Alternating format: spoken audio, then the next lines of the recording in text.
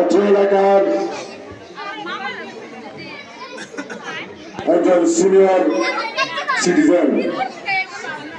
টাঙ্গাইল জেলার ট্রাক শ্রমিক সমিতির ইউনিয়নের সাবেক সভাপতি, সাবেক সাধারণ সম্পাদক আমাদের মাঝে উপস্থিত হয়েছেন টাঙ্গাইল ৫ সদর আসনে যিনি আগামী দিনে ধানের শীষ নিয়ে নির্বাচন করতে যাচ্ছেন। বাংলাদেশ জাতীয়তাবাদী ছাত্রদলের সাবেক সভাপতি, জাতীয়তাবাদী যুবদল কেন্দ্রীয় নির্বাহী কমিটির সাবেক সাধারণ সম্পাদক, সাবেক সভাপতি, বাংলাদেশ জাতীয়তাবাদী দল বিএনপির সুযোগ্য প্রচার সম্পাদক, জিয়া পরিবারের অত্যন্ত বিশ্বস্ত একজন হাতিয়ার, যিনি তারেক রহমানের নির্দেশে সারা বাংলাদেশে ছাত্র যুবকদেরকে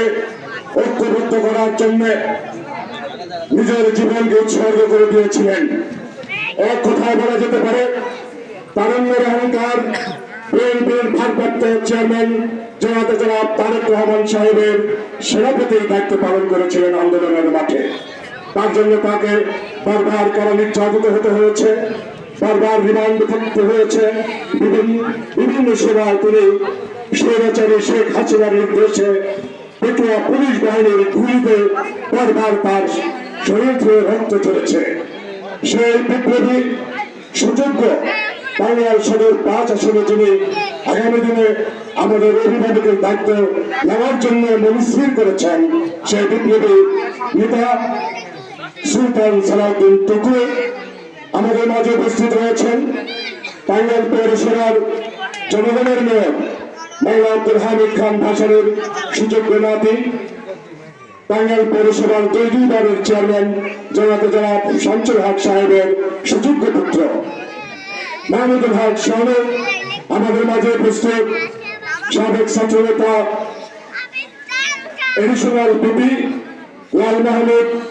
আমাদের মাঝে উপস্থিত পার্টি দলের সভাপতি শাহরাম, আমাদের মাঝে উপস্থিত সাবেক ছাত্র নেতা হাসানুজ্জামিল ইমো, আমাদের মাঝে উপস্থিত সাবেক যুব নেতা টিটন খান এবং বিএনপির সাবেক সহ সাংগঠনিক সম্পাদক, সাবেক পৌরসভার প্যানেল চেয়ারম্যান মনিরুল হক খান নিক্সন, আমাদের মাঝে উপস্থিত চট্টগ্রাম ওয়ার্ডের সাবেক কাউন্সিলর